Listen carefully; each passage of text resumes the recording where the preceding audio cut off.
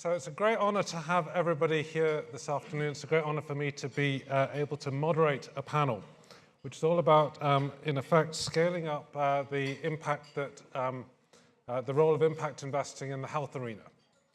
My name is Jeremy Oppenheim. I head up a small kind of blended investment advisory firm that works called Systemic, that looks to take today's system failures and turn them into tomorrow's market opportunities.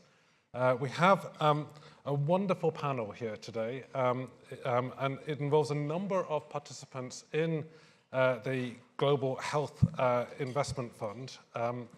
And I'm going to start, I'm not going to go through the process of introducing each of the members of the panel, but I'll do that as we go.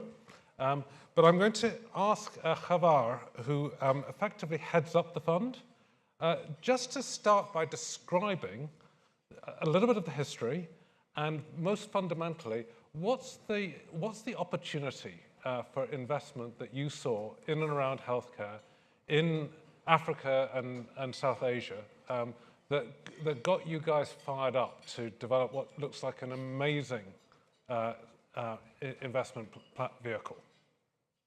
Well, I mean, you asked me a couple of questions. One, the history. The history is we've been investing as a private equity firm in Africa and South Asia for many years in healthcare. And one of the precursors to what we're doing is the Africa Health Fund, from which we learned a lot of lessons about scale and financial capital and human capital. Secondly, we had a bunch of like-minded people, and that's blended finance effectively. Gates Foundation, Philips, IFC, and ourselves come together to really start to create this coalition, and then we were added to by Medtronic and Merck and others. The opportunity is pretty compelling. You've got over a third of the world's population, if not more, living in Africa and South Asia.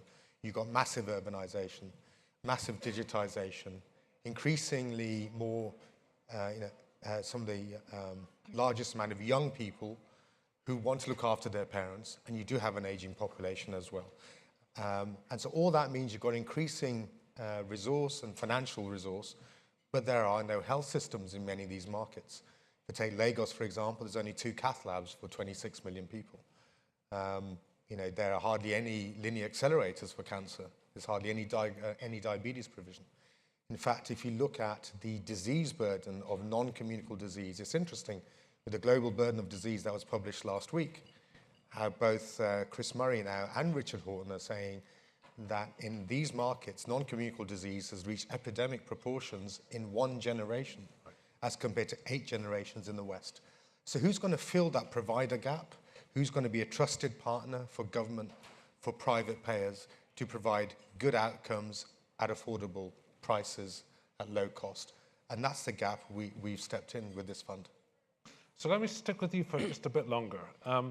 So the role of the private sector in healthcare provision in low middle-income countries. Walk us through that debate a little bit. Is this territory that really ought to be private sector led? What's the partnership, as you were describing it, between public and private that makes this an addressable market for the private sector? Well,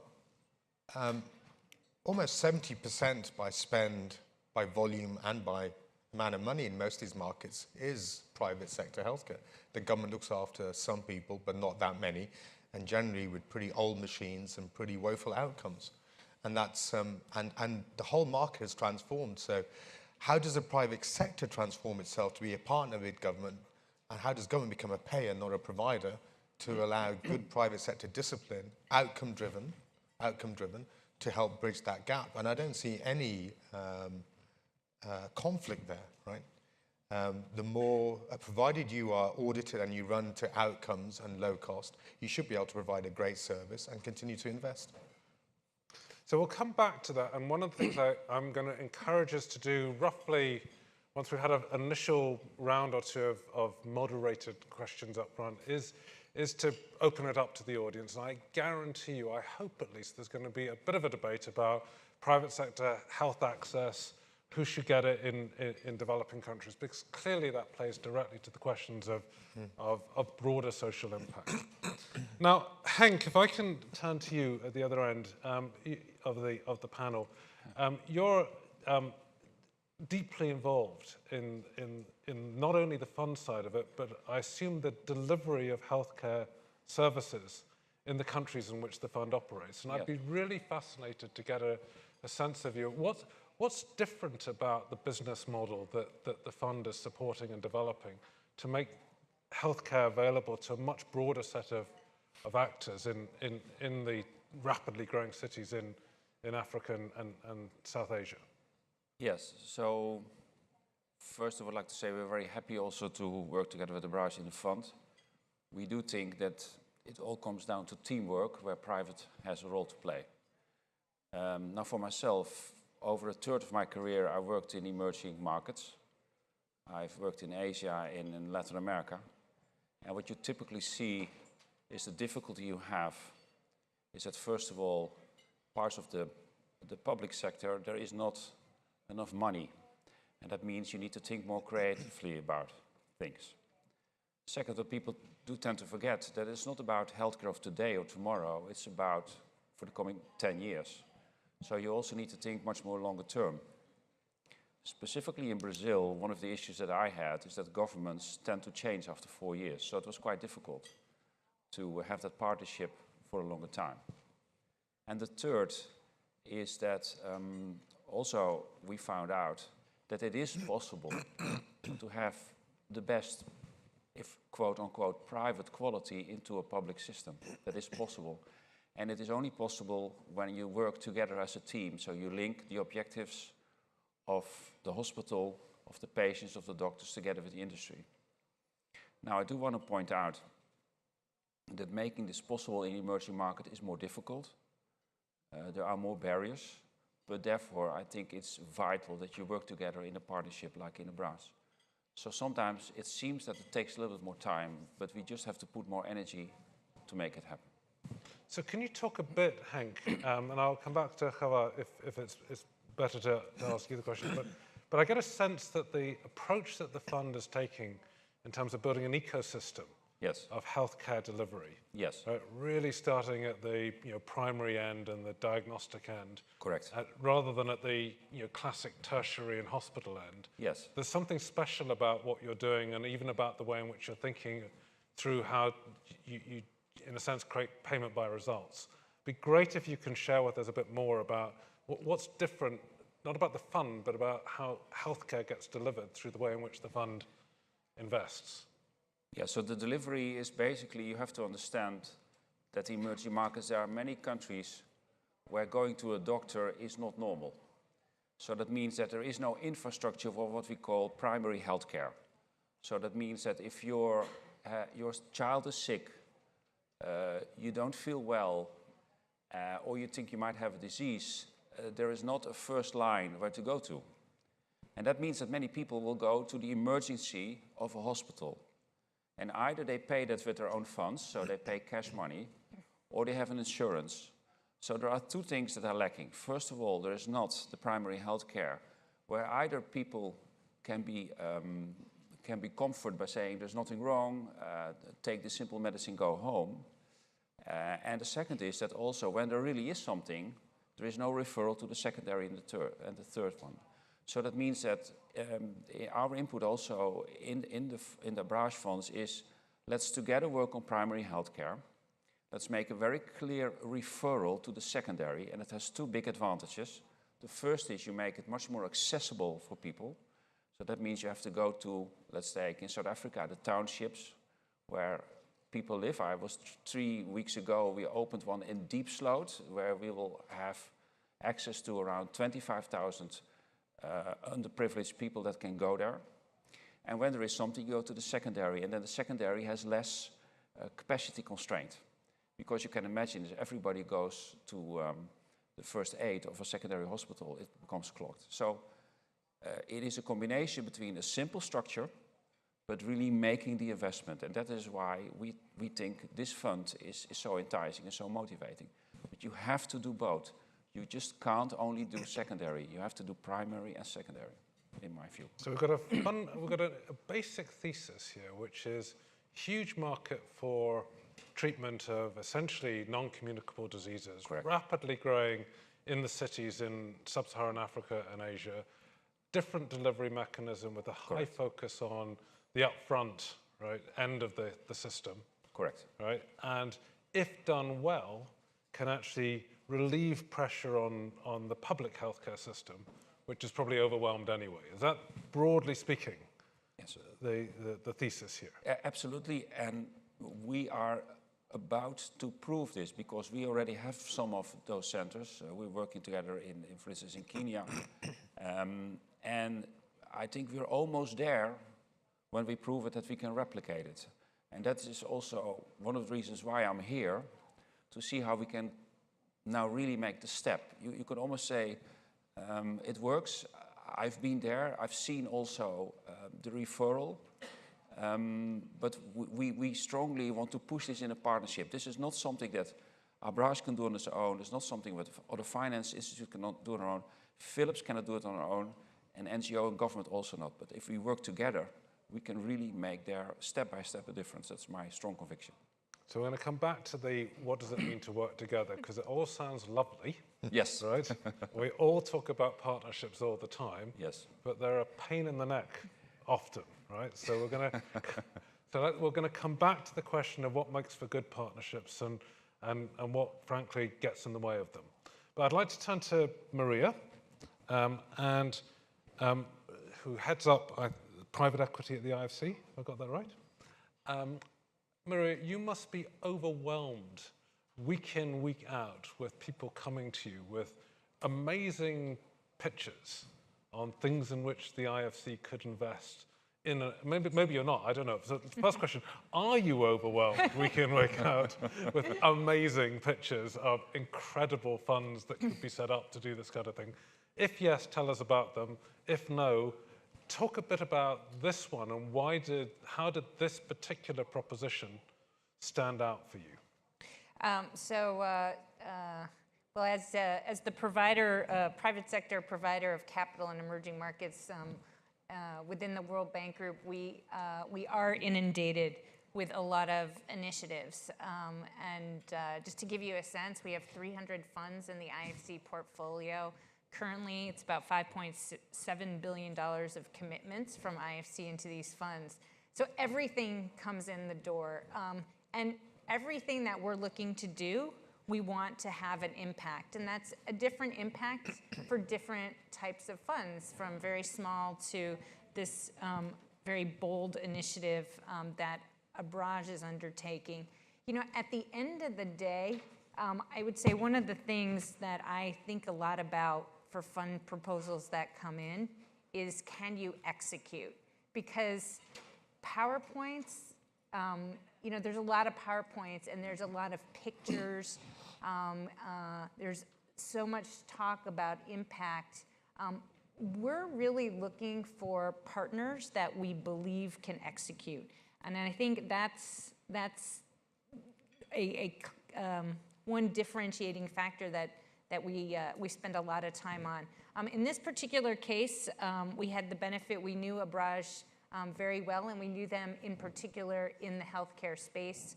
We were investors in the Africa Healthcare Fund that was mentioned. We had also helped fund Abraaj in North Africa, where it had, I think that is kind of the genesis of some of this thinking, is the hospital investments that Abraaj had started to make in those markets and was putting them together. I have to say, you know, when $1 billion initiative comes in, though, we do, you know, we kind of pause and we think, oh my goodness, like. Did you think it was just too small? Right. Relative to what needed to get done? Yeah, you know, well, these days in the developed world, if you're not raising, I think, 15 billion or more, you're not substantial. But so we did pause and we said, like, okay, you know, how do we look at something like this? Because this is an attempt to essentially step so far ahead and create an ecosystem, it's not just one hospital, it's not just by one sort of set of clinics. It's really is kind of stepping forward and almost creating something that you find in different forms in different developed markets. But we I mean, this thing just tries to step over and kind of shortcut and get there. We had partners in the initiative. We had pension investors, we had Philips, we had the Gates Foundation, we had the capital that Abraaj was putting into. And we've spent a lot of time going over, you know, how will this fund reach its end goal? You know, and at the end of the day, I think we felt like the combination of partners behind the fund and the team, the skill set within the team, you know, even if they're, you know, if this fund gets, even if it doesn't get 100%, I mean, if you're getting 80, 90% of where they're going to get on this fund, that is a huge success. And I really do believe that we will see success, not just on the impact side, but there's going to be a commercial element as well. Great. So, Khawar, you only need to hit 80% apparently, and you're okay, right? Right. Pressure's off. Yeah. Pressure's off. Now, Michael. So, when you looked at this through the lens of the pension fund and the beneficiaries of the pension fund that you represent, talk us through how you look at something like this, and you know, it's a faith-based pension fund. Does that change how you look at investment decisions? Does it, frankly, not affect it at all? What's going on in the decision making? Absolutely. Well, of your organization. Your question initially to Maria made me jealous because she's inundated with exceptional funds, is what she said, and we are inundated with every impact fund, even if it's the back of a napkin, because we're a faith-based investment firm. So please feel free to send further things on that. Clearly, right, everybody out Michael there. Likes yeah. it. We are, so briefly, we manage about $4.3 billion on behalf of the UCC. It's a very, very liberal branch of Christianity. We manage defined contribution, defined benefit, hybrid plan, and endowment monies. We are first and foremost a pension. We have fiduciary responsibilities. So we have a very professional but very conservative investment committee. So while we are inundated with a lot of these funds, very, very few make it through to our committee. When we looked at Abraaj, with impact investing, for us, the key concept is market rate of return, but that's a term everyone uses. For us, there is no impact without the investing. So can you just repeat that? Yeah, there is no impact without the investing. So that has a lot of, oh, thanks. That is a lot of layers. Who clapped in the audience? Probably, right. Oh, outstanding. Can we just take a mic over to you for a moment, right, and just understand what was going on there? Would that be is there a mic around? Here, I'll explain how as you go. While the mic goes over, you can talk, and then I'm going to turn to you if that's okay. So we are looking to scale impact, and we started with green bonds with our internal core team because they were able to use those for duration management, and it got our committee and our board comfortable. And then we brought in a group like Abraaj and some other groups who have a very large known entity, because there's a little bit of a, pardon the acronym, you know, CYA here. We don't want to put something forth that has a myriad of risks, not just emerging markets or healthcare or whatnot. But if we don't do a good job with these initial forays into impact investing, then whoever is in my seat in 5 years, let alone me, because I'll be gone, kicked out the door. Thank goodness. Yeah, whoever's in my seat after I'm kicked out will have a much harder job doing impact investments. But also, if Abraaj fails putting the money to work, then the next healthcare fund in North Africa or the next healthcare fund in the emerging markets will have that much of a harder job raising money as well. So that's what we mean. There's a couple of layers of there is not impact without the investing. I think we got the microphone over there, if you wanted to, if you were right, so what generated the spontaneous applause? And please introduce yourself. Okay, I'm Joan Trant from Triling Global. And Triling Global is an impact fund manager. And I think I can speak for most of us in the room who are trying to raise assets for impact investments. The process for due diligence is rightfully long because of the due diligence in the fiduciary responsibility that Michael was alluding to. But at the same time, we find a lot of folks saying we need to grow the industry, we need to grow the industry, There are a lot of funds out there that are doing impact and that in fact have track records. Going back to what Anna Snyder said on the previous panel relating to a proof statement. So what we need now is for people to look and see that we do have some proof statements out there and to start to mobilize money. So that's why I clapped, because we really cannot make impact without the money. And I'm just really grateful to Michael for making that point. Okay, thank you. Anybody want to disagree with that point of view? Anybody want to say, look, that's too black and white, right? There's a more sophisticated, nuanced perspective that we advanced investors ought to have, or are we all broadly in that territory? All broadly in that territory? All right, I'm gonna move on. So this idea of trying to do an ecosystem and build up not just a sort of series of isolated, almost sort of uncorrelated assets, but choosing to create a correlated set of investments. Where did that come from? I mean, that seems like, quite, in some sense, unconventional for a fund-based strategy. Yeah, it is totally unconventional. I mean, most funds look at individual assets and a buy-sell mandate after 4 years of those individual assets.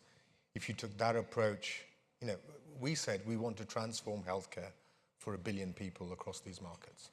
That requires a systems approach.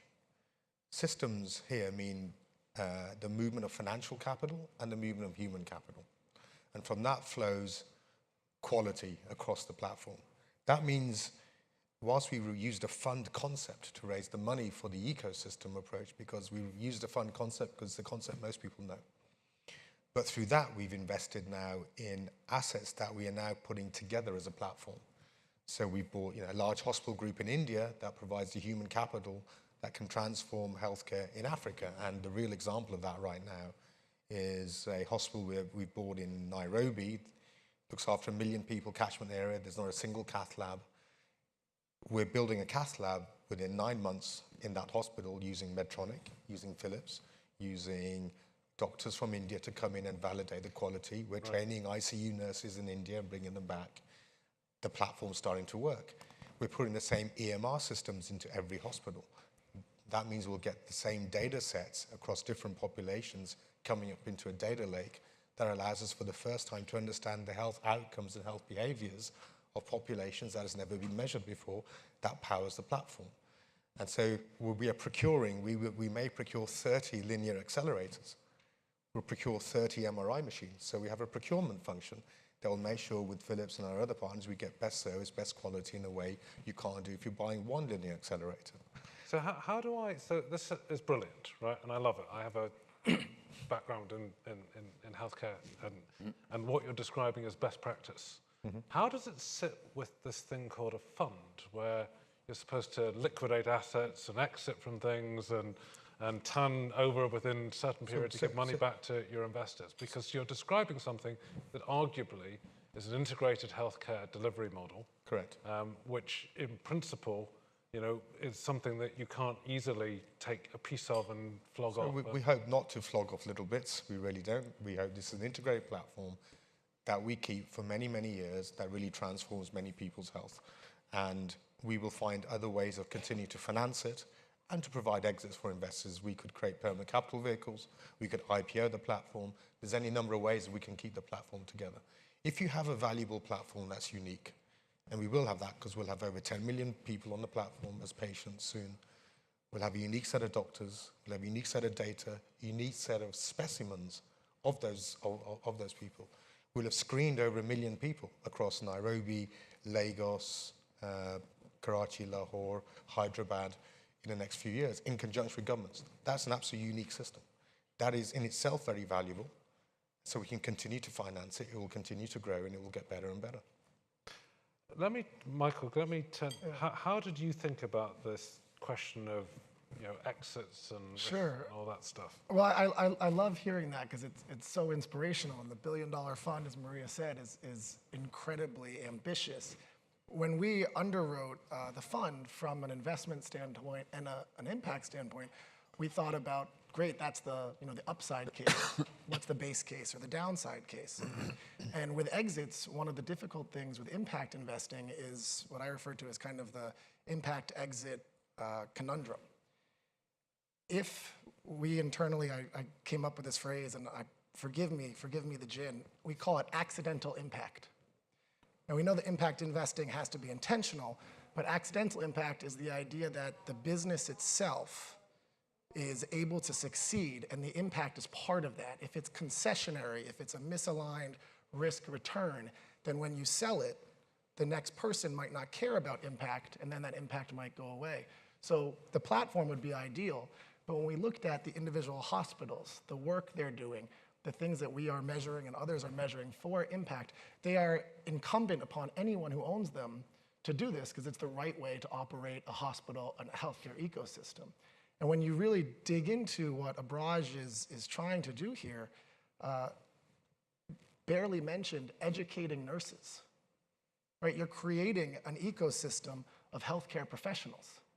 That is a skill set that, in addition to providing valued jobs to women predominantly, but others in the community, is creating a whole set of people who now have skills that benefit the whole community, whether they work for Abraaj or anyone else. You're raising the whole level of skills there. Right. So we looked at it as the best possible platform. Everything works, the diagnostics, everything's great.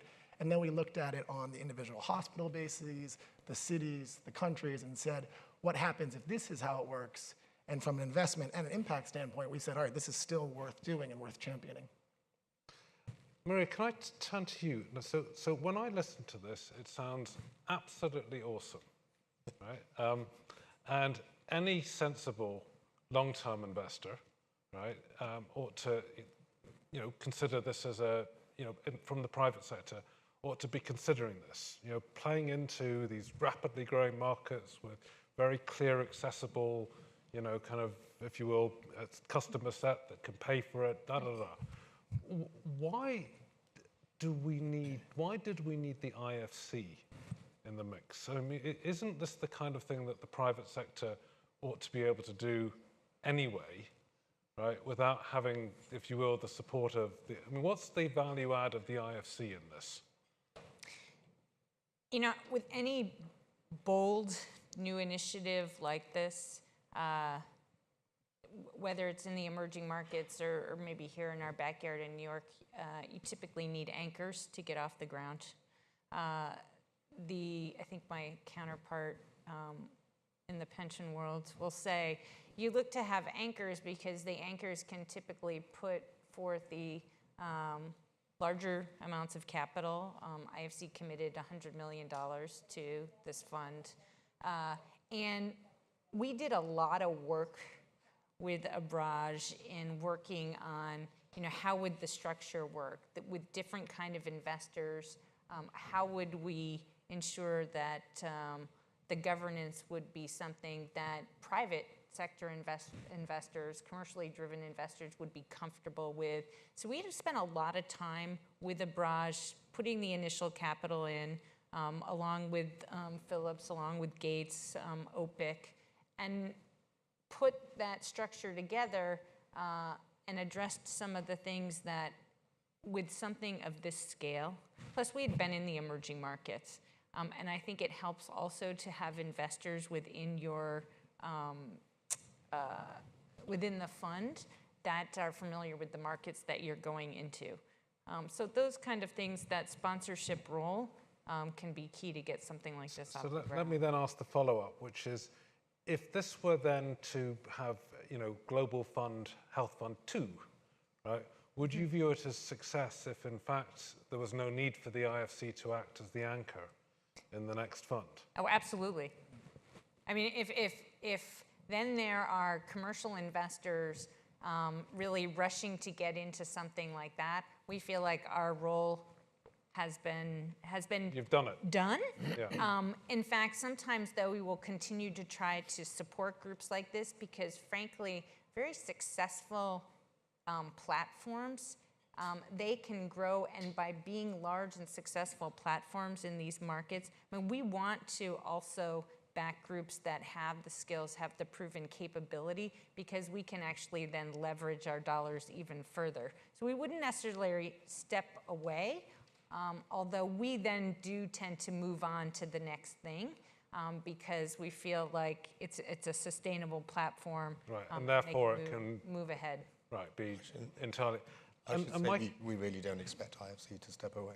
You don't want to. I just wanted to. We actually, on something like I this. was going to ask Michael and then you, Khawar. What was your view about Well, that? just say, like, on something like this, though, there is such a huge need, and this is, we've probably are just at the beginning, the first few innings of the game, and so we've got a lot, I think, still to do. Exactly, yeah.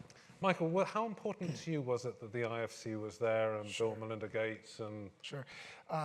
It literally cannot be overstated. We have a very, I know I said it before, a very conservative investment committee with traditional, long-only, fixed income backgrounds. We actually, in the hour that we presented this to our investment committee, we didn't get to the impact side till the last 10 minutes. You know, they wanted to dig in. Being able to say the IFC, the Gates Foundation, et cetera, have really dug in and worked on this, it really gave a level of comfort to our investment committee as fiduciaries. Right, so this was the classic crowding in story of, you know, best use of development finance. Yeah, I think it would have, we would have gotten the fund done. It stands on its own, absolutely, but it would have been significantly more painful for me and for my colleague Lon and our team to get it done without them. Yeah. Great. Let me just open it up for a little bit. I mean, hopefully you've got a sense now of what the fund is designed to do, how it's not just distinctive in terms of the scale and the composition of the people on the investor side, but also the business model and the delivery side, the interplay between, if you will, the classic, commercial return and the impact story, and then the sense I get from all of you of the potential for this just to be one step in a staircase, right? This could grow and grow and grow in all sorts of amazing ways. So let me open it up to the floor and just, invite you to throw a few questions at the panel. And if you don't, I will then start throwing much more difficult questions at them. Please. You just have to raise, and please introduce yourself. And sure, Christina Landhoven, Tideline. Hi, Jeremy. Thank you so much for this panel. I'd be interested to hear from you, Khawar, on the capital structure, a little bit more detail. Aside from the signaling effect of IFC's anchor investment, are there any investors who are offering some kind of de-risking effect? If not, either through a concessionary investment or no, there's otherwise? everyone is OPIC have a slightly different structure, as you know, because of the way the US government is allowed to come into funds like this. But everyone is absolutely pari passu in the equity. There's no concessional finance. It's a unique set of investors that have come together, and we're satisfying the motivations of impact, development finance institutions, and trade players, and together. Frankly, I mean, having the Mercks and the Medtronics and the Philipses around us allows us to de-risk some of the things we're doing, allows us to accelerate our learning and development, allows us to work on the procurement initiatives. So that is, I guess, a little bit of de-risking by having partners like that. But everything we're doing is really hard, I can tell you, right? It's not easy to suddenly train cardiologists in the middle of nowhere. It's not easy to train a cadre of management professionals who know how to run hospitals with good average length of stay and good outcomes and good bed rotation. It's not easy to task shift to many other health workers. So, it's not easy. Yeah. So you need these kind of partners. And the real de-risking is not on the finance side, but is actually on the operational delivery side. So, I mean, if I can add in, because we're running a platform, if you saw the organization chart of this fund 6 months ago, you'd see a lot of private equity guys and a handful of operators. If you look at the organizational chart today, it's totally the opposite. I've literally hired about 15 people into Dubai, world-class people who have seen the platform emerge, who now have confidence in it, and have literally given up their careers and moved to Dubai, head of operations, head of digital, head of IT, head of learning and development, a head of HR, a CMO, a head of procurement, a head of real estate. You know, all these people are world-class people, and they're all in Dubai now. And that level of talent, I think, has been brought to bear on some of these issues yet. And I think that is at the heart of de-risking. Yeah, and everything we do has those 5 impact criteria as well as financial returns. And every single one of that management team lives and breathes access, affordability, quality, system strengthening, and prevention. And every single thing we're doing is impactful, if I may say. The ability to build a new hospital to the right amount of capex with modern levels of hygiene and quality and throughput and machines requires Philips and architects and real estate people in markets that have never had those kind of people being brought together before. I'm not, you know, there's a lot for us to do, but that's the level of expertise that we're bringing here. For us, just briefly, for us, the de-risking as well to the operational side, because Maria mentioned putting the money to work. The Abraaj organization, when we sat down and did these due diligence meetings and calls, talking to them about the real estate experience, you know, going across the hall, proverbially, the private equity groups able to give excellent anecdotes and examples of how to hire people, how to vet people, et cetera, in these localities, in these countries, that gave a lot of comfort to us for their ability to really put the money to work and get it done. Henk, what was your experience of kind of getting into these kind of plays in developing countries and the risks that Philips has had to encounter and deal with? Now, let me first say something about risk. We talk risk. I also think we should talk return. And although I'm not a fund manager, I think those two go hand in hand. And the investment in these funds are in a market where when you are going to deliver the quality of healthcare that we are delivering, the return is almost immediately. It's almost like a shower of water and plants just arrive. And you have to go there to see what it really means. And I'm not only saying the social, but also the business side. But I do agree there is a risk, and I do agree it's more long term. So to answer your question, sometimes you might say that the route to get there is very difficult. There are a lot of barriers in the executional part. So I will mention a few. So first of all, yes, we have the partnership, and yes, we are very strengthened by the partnership. But in order to get there, you have to work also with local governments, local parties. And what for us is the most important is not only to make sure that we deliver great healthcare quality today, but also in the future. So it's about education of people, training, to make sure that the products are being served, training the physicians, training the doctors, but also listening very carefully to the patient, to their feedback, and also make sure that the system works. And it just takes more time than in a developed market. So for the risk of a fund, to go back to your question, it might well be that the return comes a little bit later. But when it comes, the yield can be higher. So I think you also need to make the trade-off between time and yield. So for me, it's not only risk, it is also return, as a time and yield. But once you have established, and I think Kumar already gave 1 or 2 very good examples about connecting, having people from India helping in Africa, joint purchasing, etc., etc. Once you have the flywheel going and you can make it bigger, then timing starts to work for you, because it is for others more difficult to copy. It just takes more time. So the third element for me, therefore, is networking, doing it together. And hence, again, back to my earlier point, that's why a private company like Philips can't do it alone. Do you want to talk a little bit more? I mean, this thing about partnerships, and you know, you're all in love with each other, and it's all going really well, no. right? You're not. We're working. It's not that good, right? Yes. Now it's. Listen, I can give an example. For me, partnership is about having the same objectives. And you don't have to carry the same amount of load, but you don't have the feeling that you're the only one working and the other one gets all benefits. So I can give you one example in healthcare in general.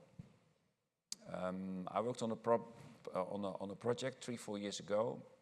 It's called a PPP in the state of Bahia in Brazil. And I think if you know Brazil, Brazil is bigger than Europe, has pockets of great wealth, but the state of Bahia is a state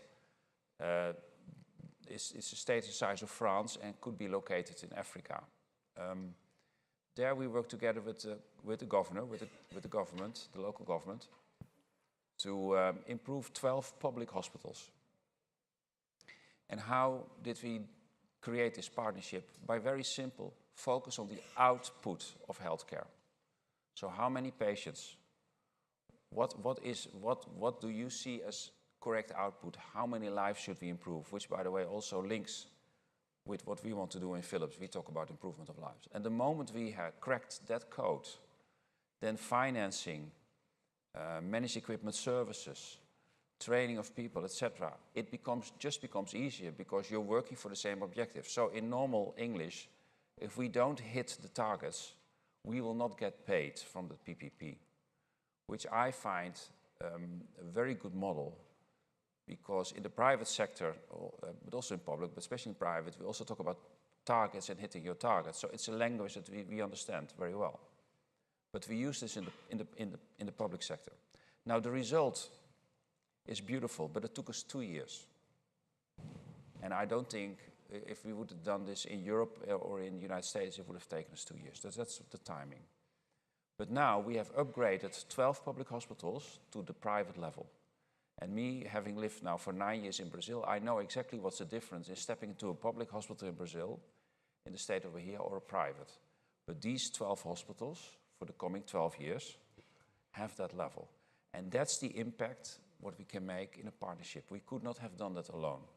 And this, we are now also in Abraaj, we have a few of the examples, I think you mentioned a few.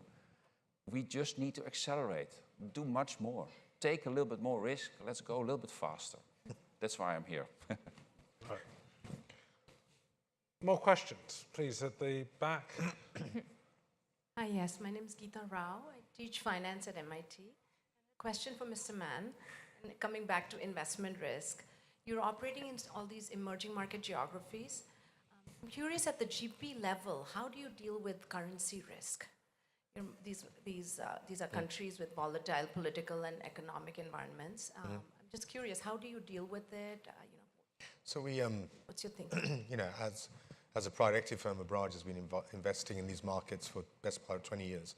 And we have a basket of foreign exchange, which generally depreciates at around 4% a year across that basket of currencies, and that's roughly the same that we have in this fund.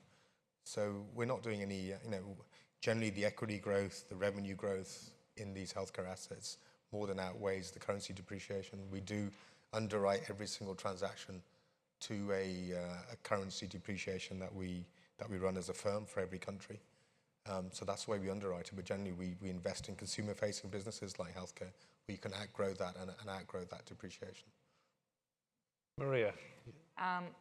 The currency depreciation, that's been probably the biggest headache for emerging market fund managers for certainly the past 18, 24 months. And I can tell you within IFC, we only invest in the emerging markets, and what's been particularly challenging about this period of time is almost every market, every region has faced challenges. The groups that we find are most successful at this spend a lot of time tranching their money in and tranching their money out. Because it's very difficult to, if we all knew the way currencies were going, we would do quite well in the markets. It's really hard to do that. If anybody does know, please let me. Right? And, and it can sound so easy to tranche in and tranche out. I can tell you, many don't. But good managers become quite disciplined and almost have specific groups within their teams, or a specific individual within their team, always thinking about, is there money out there that I should be taking back now? How much should I be deploying? That is always challenging kind of the thesis. I think that's one thing. And then obviously when you're going on it's so important to enter well. If you enter, two things there. If you're getting very carried away with the markets and you're paying a lot to put together the initial pieces. In this case, we might have some acquisitions and even some brownfield expansions. You have to really think, I'm bringing in those assets at the right level, and management teams is the other thing. Because if you've got a good management team in place, then you're far more likely to be able to ride out the challenges ahead.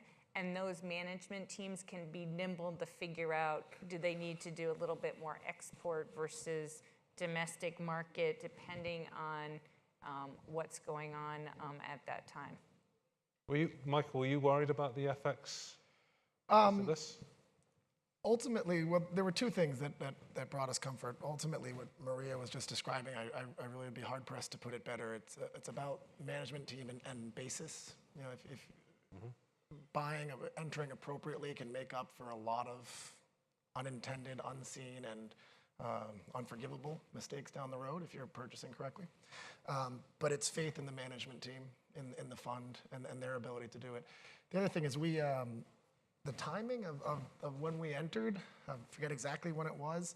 I like to say that I'm really interested in a strategy if it'll get me laughed off of CNBC. So if a strategy is really hated in the world, that's something that you should really probably be doing work on. So 2 years ago, 18 months ago, people started to talk about why would you ever invest outside of the US and why would you be active and not passive in general. So looking at a fund of this ilk at the end of that kind of everyone knows it mentality gave a little bit of comfort too. Yeah, yeah. More questions?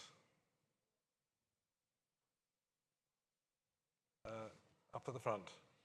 It's quite hard to see because of the lighting, so if anyone does have a question at the back, just sort of jump up. So I can see one in the middle. There's one in the front. I can see one in the middle. Anyone else at this moment? Yes. There's one here as well. Okay, great. So I've got three. Right. Thank you for this panel. My name is Steve Samet. I teach integrated healthcare systems internationally at the Wharton School. One of the things that strikes me about this is the partnership element to it, and your efforts to integrate not only systems but knowledge bases across countries. In some ways, this could be threatening to the health establishment of a Kenya or of a Nigeria or of an India. Do you find in any way that you have to manage the relationship with the existing hospitals or physicians? And if so, how does that play out? Or is it a non-issue? Look, healthcare is, as you know, deeply local, deeply parochial, and doctors are often masters of their own domain and don't like being told what they ought to do. On the other hand, the ability to bring world-class buildings, capital, learning and development, protocols, machines, and the ability for doctors who are like-minded, not every doctor is going to be like-minded, who wants to learn and teach others, we offer a unique platform. And so what we're finding generally is doctors who don't want to abide by any protocols or any kind of discipline generally may leave our system. Doctors who want to be paid well and do learning and development and have outcomes measured will really do really well. And most doctors we've come across really want to work with us. So in the African assets that we've recently acquired, for example, they were built by promoters over 20 years, blood, sweat and tears in places where no one thought a hospital would thrive. And they've often said to me, I would never have sold a majority stake, but when you guys came along and told us what you want to do, what skills you're bringing here, I knew I wanted to work with you. And when you get the head of the hospital wanting to do that, then the others often follow suit. So it's not easy. You have to have good chief medical officers and good managers to stabilize them. But many people do want to work with us. May I add something? What I also see is a lot of doctors, they study abroad. So they specialize in the United States, a lot of Indians, also the UK. And when they are 35, 40, they want to go back, but then really make an impact. So this also could link very strongly to it. So I see your point, but I think in this case, in partnership, there is so much to gain, but also the doctors see that they need to do something there. I was just 3 weeks ago in India. There are 1.2 billion people and an economic growth of 6-7%. So if they follow the same trajectory as in China, healthcare will become one of the top 3 investments of government. The biggest issue is to have enough physicians, to have enough people. So also there, partnership and technology could help. So I do think that the partnerships are also about to change, because the task is so humongous that if all those people in India will have the access to healthcare, we need to change. And it meant we, all of us, as we're sitting here. Wait, Michael, did you want to say something? I was just thankful that he didn't ask me the question with his credentials. Oh, okay. Right. You have to go back to the gym at that point Yes. to find an answer. I think there's someone in the middle who, yeah. And I'll go over to what's on my right-hand side. Thank you. My name's Purvi Bhatt, and I am from Medtronic Foundation. And I lead global health for them, and Medtronic on the corporate side is very proud to be a part of this partnership, so thank you for all the work we're doing together. Is this going to be a really hard question? Or? It might be, we'll see. So we know we have about, or they're estimating, a $14 million to $17 million healthcare worker shortage in order to meet the targets that everyone's putting forth. At the same time, we know we have a lot of underemployment, if not, and unemployment going on at the same time. How have you all considered bringing together the issues around employment, even financing for employment, together with this, this issue and concern around healthcare worker shortages? Is there a way to think through a win-win opportunity here when we're seeing a gap on both sides, and a solution for one could be a solution for the other? So one quick question there, because I was intrigued about what's happening in India and how you're bringing that in. And then the final question, if you could pick one impact metric that demonstrates that something actually happened here, what would it be? And not on the financial side, on the healthcare side. You're in the hot seat. So learning and development, you're right, is the training healthcare workers a massive issue. Often clinical officers, health workers, attrition rate is every 2 years they leave. Often it's NGO land, as you know, and people have to sell pots and pans as well as do a single issue intervention. Often health workers have 5 mobile phones from 5 different NGOs, and there's no career path. We're trying to change that. So we're trying to train health workers, and there's a lot of female empowerment, and give them a career path for 30 years to become hospital CEOs. So as part of that journey, we've hired a learning and development team. We're looking at online, offline learning, simulation learning, lifetime learning. We're using the protocols that CARE has. CARE is our investment in India. It's one of the biggest DNB programs in India. That's a specialized doctor program in the private sector. It trains many nurses, many health workers. We're trying to bring those protocols into Africa and other markets, and make sure our clinical officers are full-time health workers with us who have a career path. An example is the 20 clinical officers we've just hired in Nairobi. We've trained them in non-communicable disease screening. We've now screened 35,000 Kenyans together with the Nairobi government. And when I talked to those clinical officers why they joined us, they said, no one has trained me like this, no one has given me these opportunities, and I really love being part of this platform. Now, I hope that continues. There will be attrition, people will leave to go to Saudi Arabia or other places, but we're hoping that we can retain, we have a continuous learning and development platform that continues to retain people. I don't have all the answers. We know we have to train a lot, and we are putting quite a lot of resource into that. Does that answer your training and development question?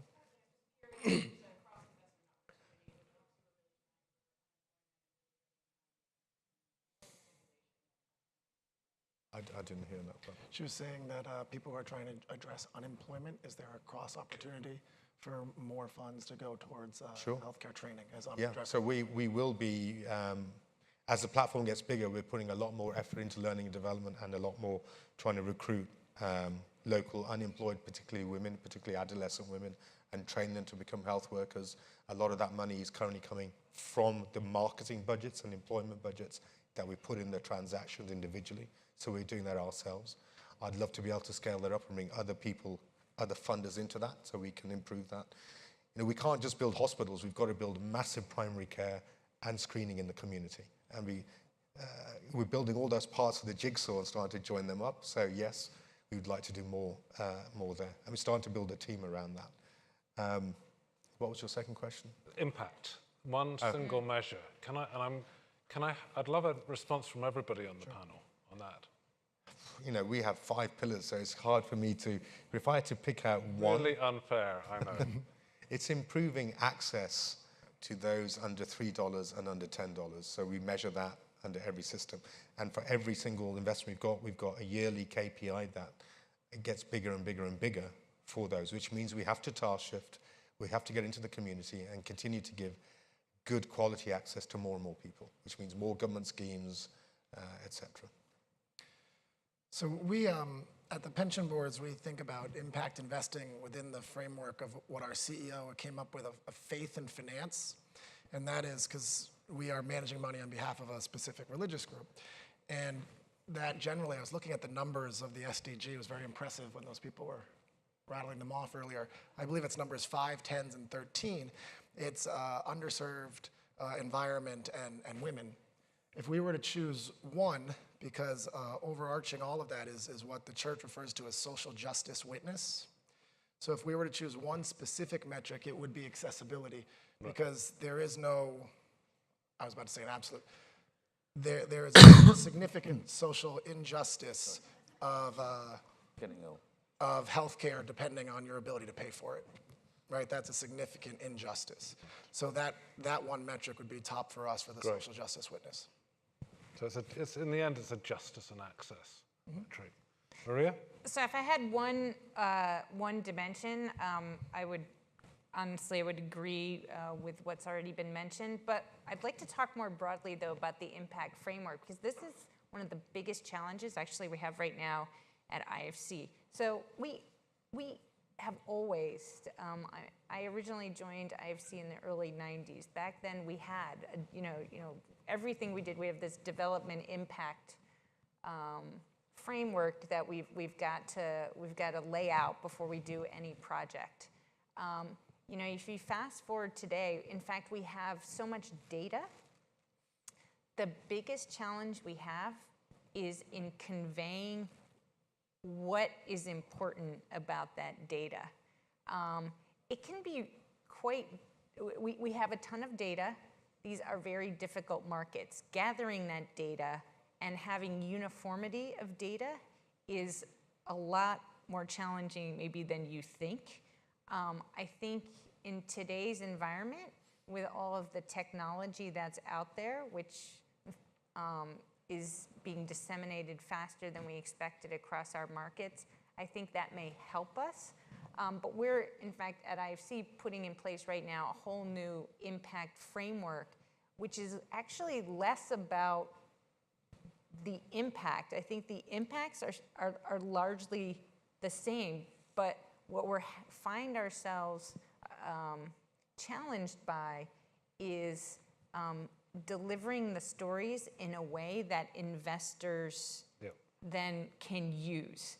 Because I can tell you, if 300 funds, maybe right now somewhere on the order of 2,700 investee companies across those funds, and if you go fund by fund, I can tell you there are some fascinating stories about entrepreneurs in Nigeria, our healthcare colleagues here and what they're doing.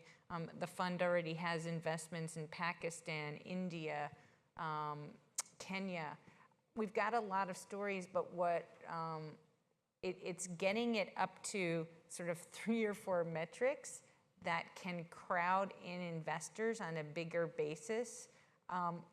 We are trying to bring in as many new suggestions on this as we can, because that's the challenge. I think it's great because now we have a lot of like-minded investors with us, but what these metrics should be and how could they quickly show up on a dashboard, and how we can get them to aggregate efficiently and in a way that relates to what investors are actually looking for. Well, I suspect there are at least 1 or 2 people out in the room who have views about disruptive platforms and technologies and the use of blockchain. I thought I'd mention that will, in one form or another, be racing up to talk to you, Maria, after the end of this panel. Henk, anything you wanted to add? Because I completely agree. This isn't ever going to be about one metric. It's going to be about a systematic framework that allows for the exposition of this over time. Now, Henk, anything from your... Yes, we have not only financial objectives, but also how many people's life we would like to improve. We have announced 3 years ago that by 2025 we want to impact 3 billion of lives, and we also every year report on it. So I'll give you one example where we work together. Is we are changing some of the general practitioners into kind of a chest pain clinics in India. And when we measure them, we refer them into a hospital, and we do it together with Abraaj. I think that's a good example. I have the other example about the community life centers where people get primary care. Those two show that it's not gradual. You go basically from 0 to 100. It's either there or not there. There's an immediately impact. The second point is, I like impact. I also would like to have impact in 4 years from now and 8 years from now. So I can't underline enough that impact, because there is hardly an infrastructure. We need to stay there the coming years to make sure that the infrastructure is strong. It's not the same like in developed, that when some unit falls away, that another can take over, if there's hardly anything. So impact for me is also impact over time. And because an even sort of a further form of impact would be imitation of what you're trying to do in these markets, so that in fact competitors spring up, who are also having to meet a different bar because of what you've created. So I think there's a kind of market transformation that one would hope from a broader impact point of view will come through from the catalytic impact that you're having. There was a question over here, I think. Is it still a live question? And does anyone else have questions? Because we're beginning to close in on the end of the session. So I want to give anybody who wants to throw something into the room, a last chance to do so. So one question here. Anybody else? All right, so we'll take the question here and then we'll do a roundup at the end. George Mundell from BSR. There's a question, I think, primarily to Abraaj and to Philips, and it's to ask whether you're thinking, as part of this platform in the future, to extend into the area of distribution. Having worked in this space for a long time, I know that many corporations, particularly kind of with the product side, on pharmaceuticals, vaccines, devices, in sub-Saharan Africa, across Asia, there's several 100% downstream value chain markups, which just completely takes away a company's ability to be able to serve the mass market. And when they reduce their prices, the intermediaries absorb that as extra margin. And so I think as part of this, you'd have a huge opportunity to drive kind of real systemic impact if you got into the importing, wholesaling and distribution space, which could really dovetail in with your business model. So I'd love to hear about that. Well, yeah, the supply chain is hugely, it's terrible for patients, and generally you get bad drugs and bad devices through that supply chain as well. So it leads to bad health outcomes. There are many, we've got enough to do with being an integrated provider network. And there are various private sector people who are looking at the supply chain. So everyone's trying to emulate a Garvey-like thing for NCDs. And there's lots of brains being put around that. My response to it is we've hired a procurement professional, we've hired an operating team. They will tap into that. Plus, if we can go direct with a handful of producers like Novartis, like Medtronic, like Philips, like BMS, etc., like Merck, we don't have to rely so much on some of those supply chains. So we are having conversations about going direct with a handful of people. If we had all the time in the world, yes, we would do the supply chain as well, but other people will crack that up. Yeah. Henk? Yeah, well, I think it's an excellent question. Today, you need to focus. So 100% of our focus is to establish our footprint. And I can tell you that's already a daunting task. But I do see your point. What we think, what ought to happen, if we focus first and foremost on the patient, is to have a good system of primary, secondary, and tertiary care, which is normal in developed countries. That in itself will give a kind of, you might say, kind of a patient flow. And that patient flow will give all kind of new opportunities for other parties to join. But in order to get there, you first need to make sure that system is there. So I do see your point, but I think it will be a little bit longer down the road. And yeah, we like to think in Philips that first we need to be very much focused to get the infrastructure in, to work together to get those primary care projects up and running. And then we are almost sure that from the push, it will become a pull. And at a certain moment, that market is going to change because we see the same in the developed countries where there is more a pull. Great. I did see your hand, but I'm going to actually bring us to a close if that's okay. So what I'd like to do is one quick rapid fire, starting at the end. Biggest hope and biggest fear. You can go fear first and end with hope, because that's a more positive way of doing it. Okay. My biggest fear is we come so close that we can't replicate this.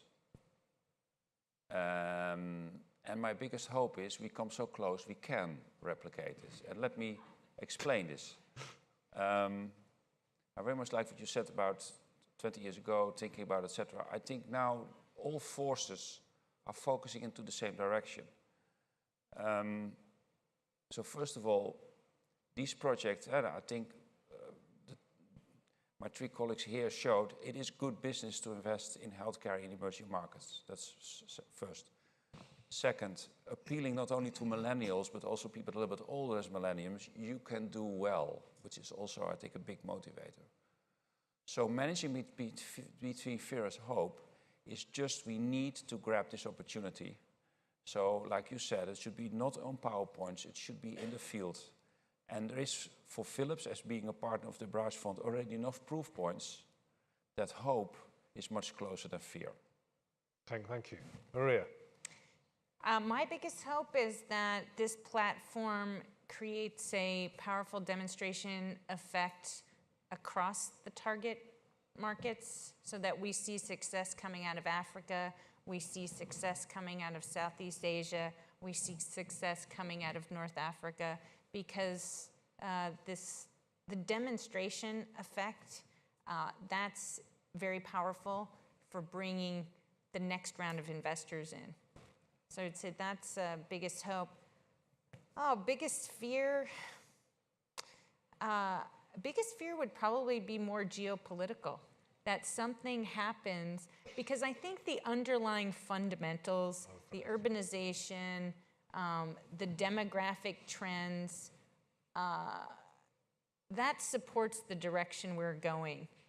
If the world withdraws too much because of an unknown event, that's going to make it much more challenging to put in place something like this. Michael? Sure. Not to be too flippant, but we pay them to be afraid. I'm terrified of spiders, but otherwise there are risks that we analyze, and if I'm not comfortable with the risk reward, I'm not bringing it to my investment committee.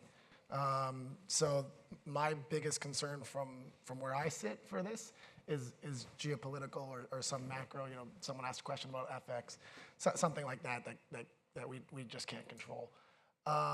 My biggest hope is actually kind of the other side of what Maria was talking about, and that's that other CIOs are jealous of our CIO in 4 or 5 years. That when Fund 2 comes around, or when the copycat from XYZ and other firms come, that our CIO says, oh yeah, we've been in that since back in 2016, 17, 15, what have you.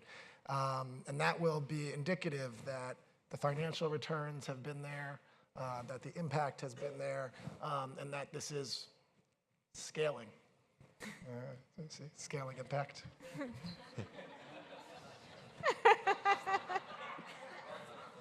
Khawar? So my biggest hope is we touch 1 billion lives by 2030 by being a trusted partner for every single payer, whether it's universal health coverage insurance, that we have a provider footprint that provides the best outcomes for the most affordable cost, that's measurable, validated, and that allows us to scale well beyond what we're doing today with apps that a mother in a village with a mobile phone can see whether she needs to come into a facility or not, that the data we continues to generate a better and better platform. So that's my hope. My fear is that the operationalization of all of that is just really, really, really hard. The doctors don't exist, the health workers don't exist, the IT doesn't exist, the buildings don't exist. And we are rapidly transforming many of those things in parts of the world that people told us was impossible. But it's hard work. And we'll miss deadlines and things won't go to plan. But slowly, steadily, we're getting there. And but that operational risk is something that keeps me awake every day. Khawar, thank you. Well, I'm going to just share a hope, abusing my chair's position, right, and therefore not going with the fear. So, of course, I hope that this succeeds and over-succeeds massively, because I think what's being described here is truly groundbreaking. Right? And it's groundbreaking in many different ways, but in particular because of this interplay between the operational agenda, right, and the way in which we're building your system developers. It's not just making the odd deal here and there and hoping they stitch together, but it's actually looking to develop the system and then hoping that the overall system, the health delivery system, evolves and improves on the back of that, and with the funding actually aligned with that agenda, right? The type of participants from the, if you will, the corporate investors to the financial investors to the development finance are aligned with the fundamentals of the impact and the outcome that I think Abraaj and everybody hopes to achieve. I have one other hope, which is that when we look at affordable housing, or we look at sustainable land use, or we look at clean energy, or we look at a range of these other areas in which are SDG rich, that the approach that Abraaj and the team here have taken together, the partnership you formed, and this idea that it isn't just about sort of one-off investments here and there, but it's about systemic development, right, of the markets in such a way that is aligned with actually the access and the justice and good economic fundamentals, that approach gets replicated. So I hope that Abraaj comes up with the equivalent fund in energy and the equivalent fund in healthcare and the equivalent in sustainable land use, and other players in the systems do the same, because I think it's that system transformation mindset and then bringing the pieces together that will actually turn out to be the real technology and the real innovation that is essential to the delivery of the SDGs. So I just want to end with thanking the panelists for being just extraordinary, not just here today, but for what you've committed to doing and what you're building. So from all of us, a huge thank you.